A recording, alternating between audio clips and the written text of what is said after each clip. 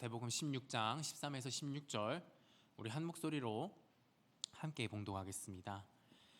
예수께서 빌립보 가이사랴 지방에 이르러 제자들에게 물어 이르시되 사람들이 인자를 누구라 하느냐? 이르되 더러는 세례 요한, 더러는 엘리야, 어떤 이는 예레미야나 선지자 중에 하나라 하나이다. 이르시되 너희는 나를 누구라 하느냐?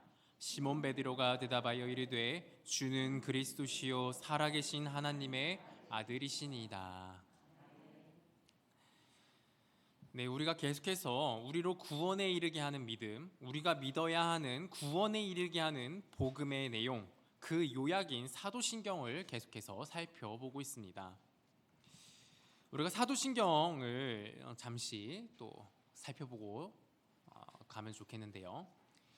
네, 저희가 보이다시피 사도신경은 크게 세 가지 부분으로 구분될 수 있다 그랬는데 어떠한 내용으로 구분될 수 있다고 했죠? 성부 하나님, 성자 하나님, 성령 하나님 이렇게 구분이 되고요. 우리는 이 세 가지 부분 중에 지금 어느 부분을 살펴보고 있습니까? 성자 하나님에 대한 부분을 살펴보고 있습니다.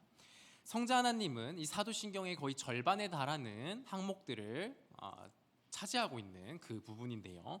이 성자 하나님은 이 부분은 다시 두 가지로 구분하여 볼 수 있다고 했는데요. 어떻게 살펴볼 수 있다고 하셨죠? 성자 하나님은 누구신가와 무엇을 하셨는가라고 하는 이 두 부분으로 구분하여 볼 수 있다 하였습니다. 그리고 지금 우리는 이 두 가지 중에 어느 것을 지금 살펴보고 있죠? 예수님이 누구신가라고 하는, 성자 하나님이 누구신가라고 하는 그 한 문장을 우리가 살펴보고 있는 것인데요. 근데 이것은 지금 한 문장으로 되어 있지만 이것은 실제적으로는 몇 가지 항목이라 그랬죠? 네 가지 항목의 그 고백이 들어가 있는 문장이라고 했죠. 그래서 보시면은 성자 하나님은 예수이시다, 성자 하나님은 하나님의 아들이시다, 성자 하나님은 주이시다, 성자 하나님은 그리스도이시다, 이렇게 네 가지 항목으로 구분하여 볼 수 있다고 했습니다. 그리고 이 네 가지 항목은 다시 또 두 가지로 구분하여 우리가 볼 수 있다 했습니다. 그것이 무엇입니까? 성자 하나님은 예수이시다라고 하는 그 이름에 대한 부분, 그리고 신분 및 직책을 나타내는 세 가지 항목으로 이루어져 있는 것입니다. 이제 제가 처음에 이것을 들어갔을 때 이 성자 하나님은 예수이시다라고 하는 그 이름에 대해서 살펴보았고요. 그리고 지난주 전필국 전도사님은 이 성자 하나님은 그리스도이시다라고 하는 부분에 대해서 우리가 함께 살펴보았습니다.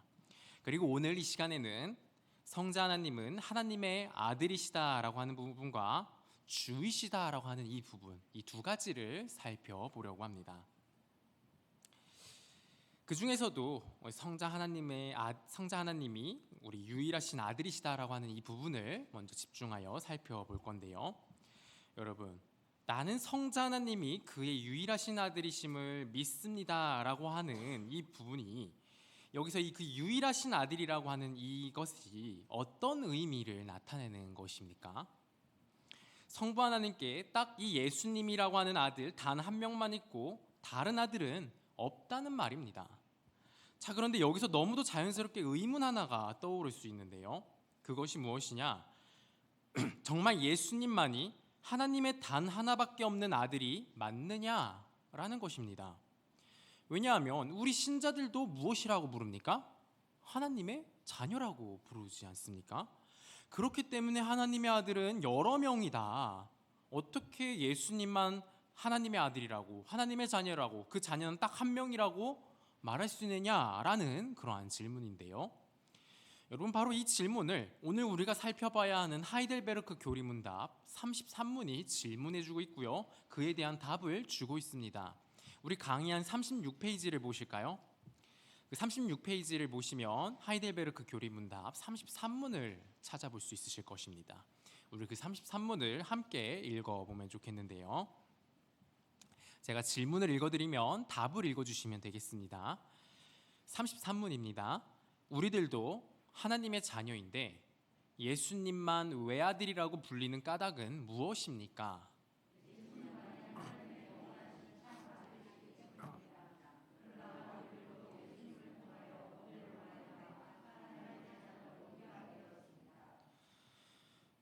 왜 예수님만이 하나님의 유일하신 아들이라 불리는 것이라고 대답하고 있습니까? 예수님만이 하나님의 영원하신 참 아들이시기 때문이라고 합니다. 이 말은 무슨 말이냐면 예수님이 하나님과 동일한 본질을 가지고 계시고 하나님과 동등한 존재시라는 말입니다. 그리고 우리 사람은요, 하나님의 형상으로 지음을 받은 하나님의 형상입니다. 그러나 그렇다 하여서 우리가 하나님과 동등하다거나 그 본질이 하나님과 동일하다고 이야기하지는 않죠. 바로 이러한 차이에서 우리 신자들이나 예수님이나 동일하게 하나님의 자녀라고 불릴지라도 예수님만이 완전히 차원이 다른 하나님의 자녀로, 유일한 하나님의 자녀로 불리게 되는 것인데요. 그리고 또 한 가지 차이점은 예수님만이 하나님의 동일한 본질을 소유하신, 그러니까 신성을 소유하신 친아들이라면, 그러니까 처음부터 이분은 하나님의 아들이셨던 것입니다.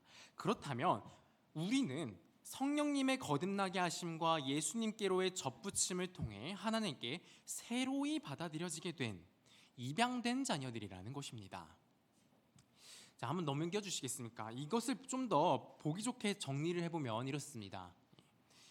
첫 번째는 처음부터 아들이었는지 아니었는지, 아니면 나중에 입양된 것인지가 기준이고요. 두 번째 기준은 실제 그 존재가 하나님과 동일하고 동등한지 아닌지가 그 두 번째 기준입니다. 물론 예수님이나 우리 신자들이나 모두 하나님의 자녀로 불리고 하나님의 자녀로 대우받으며 예수님과 함께 동일하게 하나님 나라의 유업을 상속받으며 예수님과 함께 그 나라를 다스리는 일을 하게 되는 것 그 같은 하나님의 자녀입니다.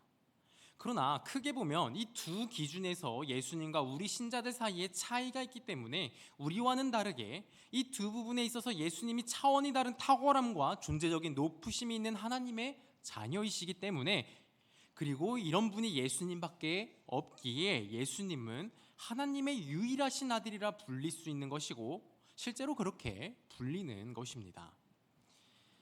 다시 말해 예수님이 하나님의 유일하신 아들이라고 고백하는 이 사도신경의 고백은 예수님도 성부 하나님과 동일하고 동등한 하나님이시라는 것, 신학적으로 표현하면 예수님의 신성을 고백하는 내용인 것입니다. 그래서 예수님이 하나님의 유일하신 아들이시다라는 고백의 내용은 그저 우리와 같은 차원에서 하나님의 자녀라고 하는 그런 것을 이야기하는 것이 아니라 예수님이 하나님과 동일한 존재다, 하나님과 동일한 능력과 권능과 거룩을 가지신 동일한 하나님이시다라는 의미며, 그래서 우리가 하나님의 아들이시다라고 부르고 고백할 때에는 바로 이 의미를 고백하는 것이라는 걸 기억해야 하겠습니다. 네, 이제 여기서 우리가 놓치지 말아야 하는 질문 하나를 살펴봐야 되는데요. 그것은 바로 예수님이 하나님의 본질과 능력과 권세를 동일하게 소유하신 하나님으로서 하나님의 유일하신 아들이시라는 것이, 그것은 그렇다라고 하는데 근데 그것이 우리에게 무슨 의미인가라는 것입니다. 여러분, 우리는 어떤 하나님에 대한 지식을 살펴보든지, 어떤 성경의 내용을 살펴보든지, 어떤 교리적인 내용을 살펴보든지 우리는 늘 그것이 지금 나에게, 이 세상에, 우리에게 어떤 의미인가, 그것이 어떻게 우리에게 적용되어야 하는가를 늘 생각해 보아야 합니다.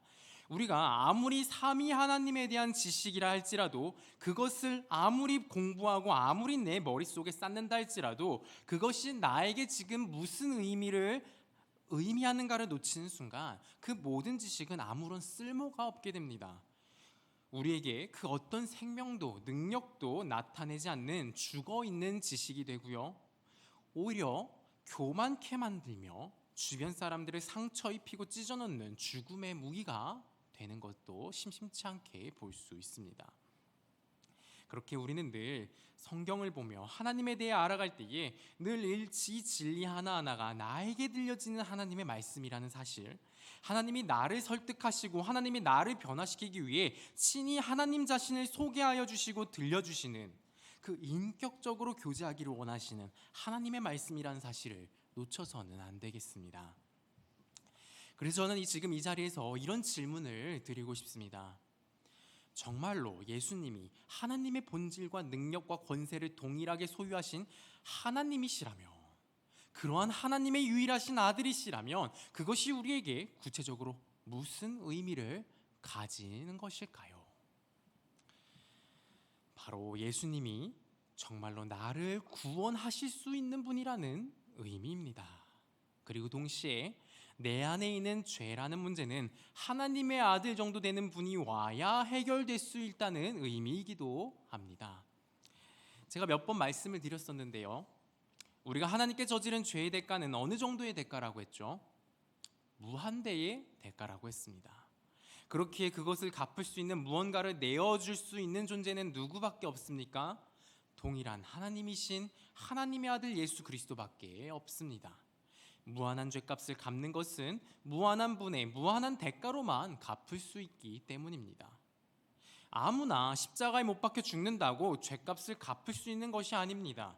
유한한 피조물은 지옥불에서 영원토록 고통받아도 갚을 수가 없기에 한 번 지옥에 들어가면 영원히 그 지옥에서 고통받아야 하는 것이죠. 오직 예수 그리스도, 하나님과 동일한 품격과 동일하게 무한한 가치를 지니신 하나님의 아들만이 그 값을 다 치러주실 수 있습니다. 그래서 예수님은 하나님과 동일하게 무한하신 분으로서, 무한하신 하나님의 아들로서 이 세상에 오시고 죽으심으로 우리가 갚아야 했던 그 무한대의 죄값을 대신 다 갚아주신 것입니다. 그런데 여기서 우리는 한 가지를 더 생각해야 하는데요, 무엇이냐면 빚을 지고 있다가 그것을 갚게 되었을 때에 그걸 갚았다고 하는 무엇을 받습니까? 확인증을 받는 것이 일반적인 것이죠. 그리고 그것이 있어야 내가 누군가가 너 왜 안 갚았냐, 더 갚아라 하는 이런 불상사들을 막을 수 있는 것이기 때문에 이 확인증을 받는 것은 너무도 중요한 것입니다. 그러하듯이 예수님께서도 우리 대신 죄의 대가를 지불하시고 하나님께로부터 확인증을 받아 놓으셨습니다.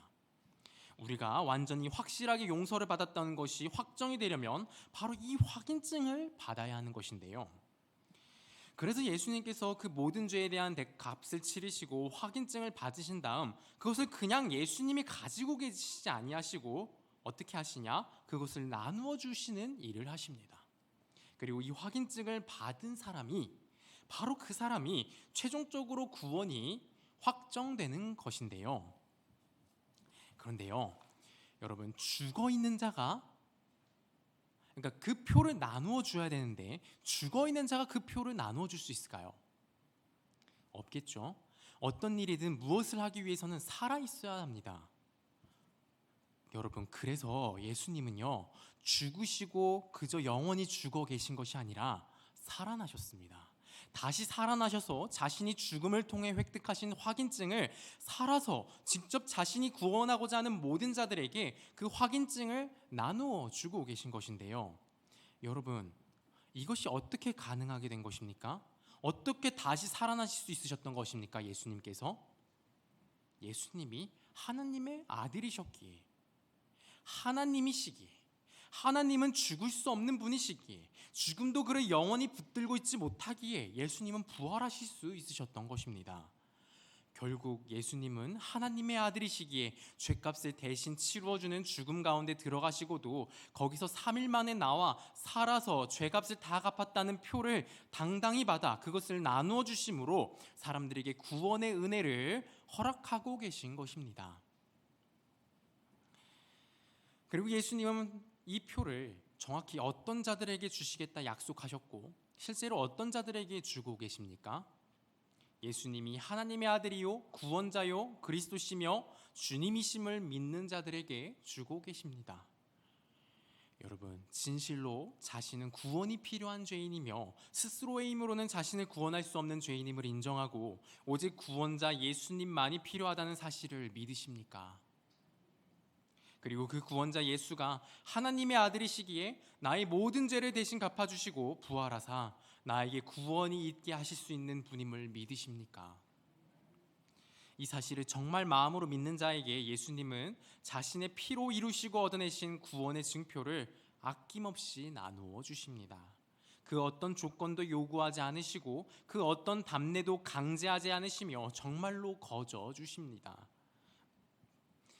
혹시나 이 자리 아직 이 증표를 받아가지 않으신 분이 계시다면 정말 진심으로 말씀드리고 싶습니다. 거저 받아가십시오. 나는 죄인이 아니다, 나는 그렇게까지 못난 사람이 아니다 라며 헛된 자존심을 부리지 마시고 그 자존심을 버리십시오. 예수님이 결국 죽었으니 우리를 구원할 능력이 부족한 분은 아닐까 의심하지 마십시오. 우리의 죄라는 것이 하나님의 아들을 죽여야만 할 정도로 극악하고 최악인 것이었을 뿐입니다. 그리고 예수님은 하나님의 아들이십니다. 능력이 충만하신 분이십니다. 그래서 죽음마저도 이기고 살아나셔서 죄 용서와 구원의 표를 나누어 주십니다.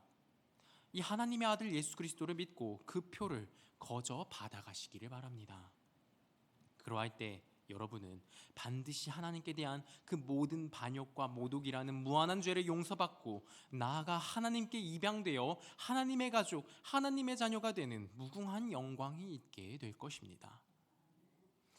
물론 그렇다고 우리가 하나님의 친아들이신 예수님과 완전히 동일해지는 것은 아닙니다. 본질적으로 그분은 하나님이시고 우리는 피조물입니다. 그분이 태양이라면 우리는 다 타서 위태롭게 흔들리는 촛불보다도 못한 존재입니다. 그런데 그럼에도 그런 우리를 하나님의 자녀가 되라 하시고 하나님의 자녀라 부르시는 이유는 그런 우리를 태양에 버금가는 존재로 여겨주시고 실제로 그러한 존재로 우리를 만들어 가시겠다고 하시는 하나님의 뜻이요 의지요 하나님의 깊고도 깊은 하나님의 사랑입니다. 우리 요한일서 3장 2절을 한번 보실까요? 함께 읽어보겠습니다. 사랑하는 자들아, 우리가 지금은 하나님의 자녀라. 장래에 어떻게 될지는 아직 나타나지 아니하였으나 그가 나타나시면 우리가 그와 같을 줄을 아는 것은 그의 참모습을 그대로 볼 것이기 때문이니. 그가 나타나시면 우리가 그와 같을 줄을 아는 것, 이 말씀은 우리가 예수 그리스도와 같게 될 거라는 말씀입니다. 하나님의 아들이십니다. 예수 그리스도를 믿기만 하면 하나님의 아들이라 불리게 하시고 하나님의 아들과 같은 영광과 거룩을 소유한 자로 만드시겠다고 하십니다. 바로 이 일이 우리 온 인류 역사 가운데 일어나고 있으며 지금도 그 역사가 진행 중에 있습니다. 이 역사는 언제 끝이 날지 모릅니다. 세상 역사적으로는 유일하신 하나님의 아들이 다시 오시는 그날까지만 지속되는 것입니다. 그리고 인간 각 개인으로서는 세상에서 허락된 날들, 언제 끝날지 모르는 그 개인의 생명의 연한이 닿을 때까지만 지속되는 것입니다.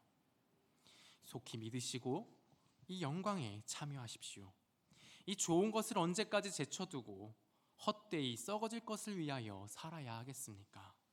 이 영원한 것을 취하십시오. 우리가 머리로 생각할 수 있는 정도의 영광이 아닙니다. 무려 하나님의 아들의 영광입니다. 이 온 우주를 설계하시고 만드시고 다스리고 계신 하나님의 아들의 영광입니다. 이것을 붙드시고 받으시고 누리십시오. 참여하십시오. 진정한 삶의 방향과 의미, 진정한 기쁨과 영광이 우리 앞에 있습니다. 그것에 참여하시고 붙드시기를 바랍니다. 그러할 때에 세상의 모든 거짓과 헛됨에서 해방되고 그 어떤 고난과 협박 속에서도 참된 거룩과 영광을 향해 기쁨으로 나아가는 삶을 살게 되고 마지막 날에는 하나님의 아들이라는 그 영광 가운데 온전히 들어가게 될 것입니다. 그리고 우리 예수님께 대한 신앙 고백은 이러한 하나님의 아들 예수를 주님이시라 고백합니다. 여러분, 주라고 하는 게 무슨 의미입니까? 쉽게 말해 주인이라는 뜻입니다. 예수님이 주인이면 주인이라고 부르는 그 사람은 무엇이 됩니까? 종입니다. 종은 자기 마음대로 사나요? 아니죠. 주인의 뜻대로 사는 게 종입니다. 우리가 예수가 주이시라고 고백하는 것은 바로 우리의 삶이 내 것이 아니라 예수님의 것이고 예수님의 뜻대로 살겠노라 고백하는 것입니다. 그런데 이렇게 얘기하면 또 그가 왜 우리의 주인이시냐며 의문을 제기할 사람이 있을 것입니다. 왜 예수님이 우리의 주인이신 걸까요? 바로 이에 대해 질문하고 답을 주고 있는 것이 교리문답 34문입니다. 우리 한 장만 넘겨서 강의 한 장 넘기면 34문이 있으실 텐데요. 34문도 우리 함께 읽어보겠습니다. 제가 질문을 읽으면 답을 읽어주십시오. 예수님을 우리 주님이라고 부르는 까닭은 무엇입니까?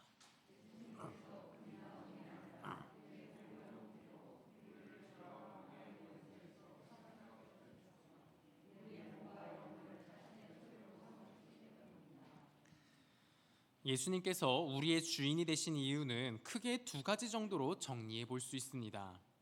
첫 번째는 예수님이 우리 모든 존재를 창조하신 분이라는 점, 두 번째는 죄와 사탄의 노예로 있는 우리에 대하여 직접 값을 치르고 구원하여 데려오신 분이라는 점, 바로 이렇게 두 가지로 정리할 수 있습니다. 예수님은 하나님의 아들로서 하나님이 천지를 만드실 때 함께 천지를 창조하셨습니다. 그래서 예수님도 성부 하나님과 함께 창조의 주인이신데요, 그래서 온 세상과 그 세상의 생물들의 주인은 성부 하나님과 함께 예수님도 해당되는 것입니다. 그래서 예수님은 온 천하 만물의 주인이시라 할 수 있는 것입니다. 그리고 아담과 하와가 처음 죄를 범하였을 때, 그러니까 처음 하나님을 거부하고 하나님의 손길에서 벗어났을 때 그들은 중립적이 된 것이 아닙니다. 자신들이 무엇이든 스스로 결정하고 행하는 자유로운 상태가 된 것이 아닙니다. 오히려 죄와 사탄에게 넘어갔습니다. 그 소나기에서 모든 것을 제한받는 노예 상태가 되었습니다. 그리고 노예가 낳은 자식은 그 자식도 노예가 되듯이 아담과 하와의 모든 자손들도 태어날 때부터 하나같이 이 죄와 사탄의 노예로 태어나 그렇게 살아가게 됩니다. 그러니까 우리 모든 인간이 하나같이 죄와 사탄의 노예의 상태에 있는 것인데요, 이런 우리를 예수님께서 죗값을 대신 치러주시고 데려온 것입니다. 우리를 사탄과 죄의 손에서 사오신 것입니다. 그것도 자신의 생명, 자신의 피로 값을 치르셨습니다. 그리고 단순히 데려오기만 하지 않으시고 아예 우리로 예수님 자신 안에 연합시켜 버리셨습니다. 우리의 머리가 되어주신 것이죠. 그렇게 예수님의 대속과 구원을 받은 모든 자들에게 있어 예수님은 주인이신 것입니다. 성도 여러분, 실로 예수님은 우리의 주인이십니다. 내 몸과 영혼이 예수님의 것입니다. 내 마음도 그리스도의 것이요, 내 생각도 그리스도의 것입니다. 내 눈으로 보는 것, 귀로 듣는 것, 입으로 말하는 것, 온 몸으로 행하는 이 모든 것이 다 그리스도의 것입니다. 그렇다면 그리스도의 마음이 내 마음이고, 그리스도의 뜻이 내 뜻이 되고, 그리스도의 말씀이 내 법이 되고, 그리스도의 법이 내 기쁨이 됩니다.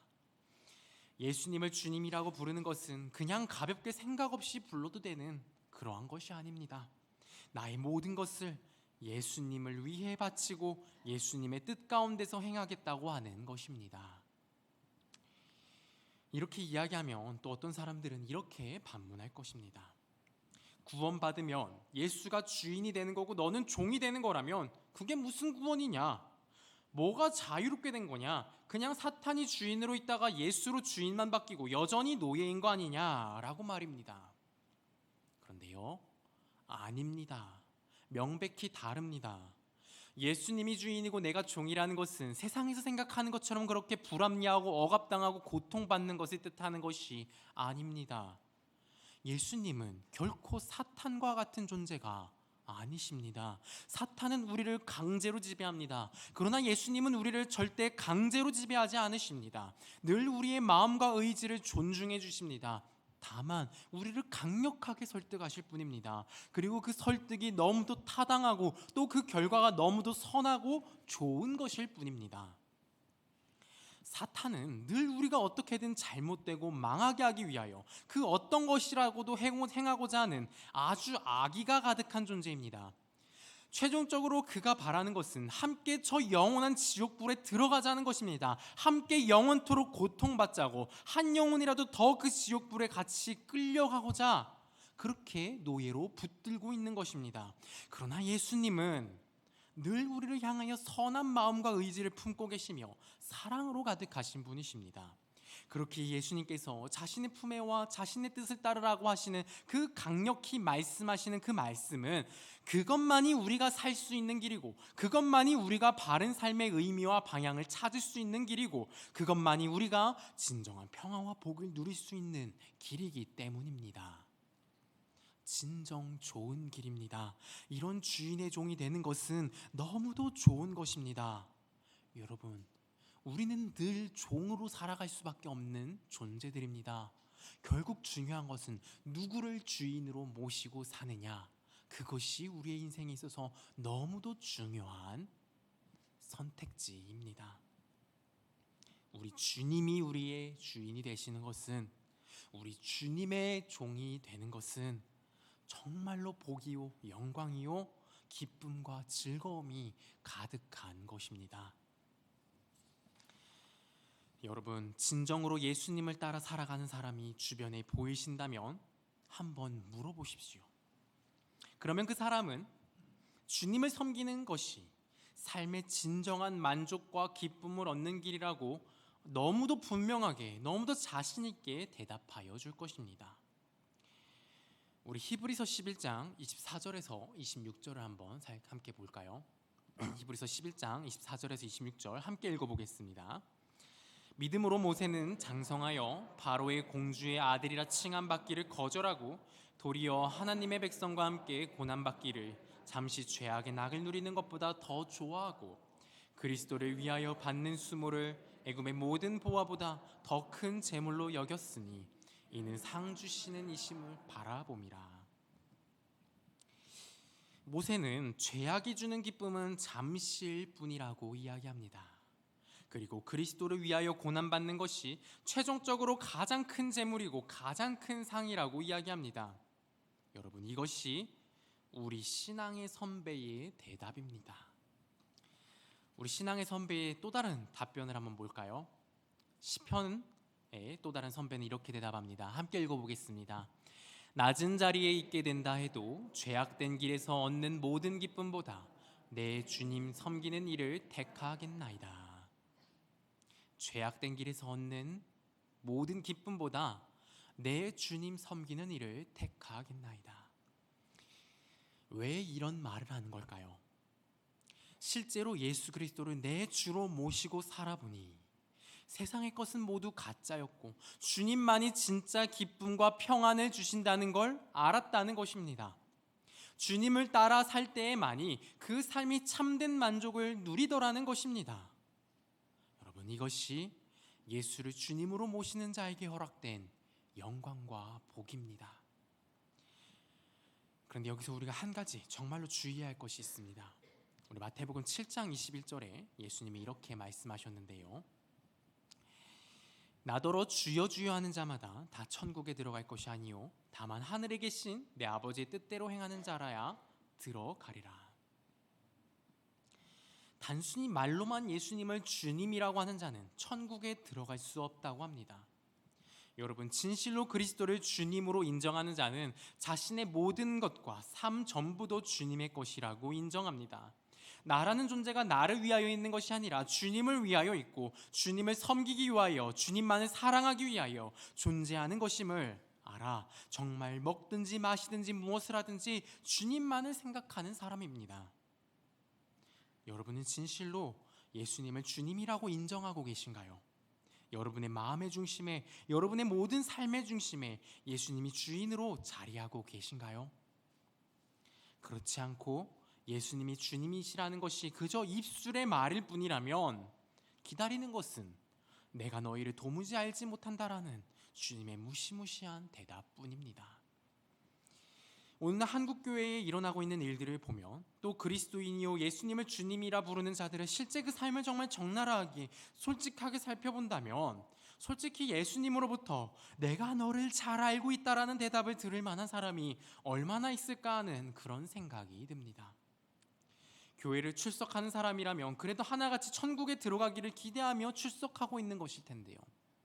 그런데 그중 많은 사람들이 예수님께서 들려주신 저 말씀처럼 자기에게 천국 문이 닫힌 것을 보고 깜짝 놀라게 될까 두렵습니다.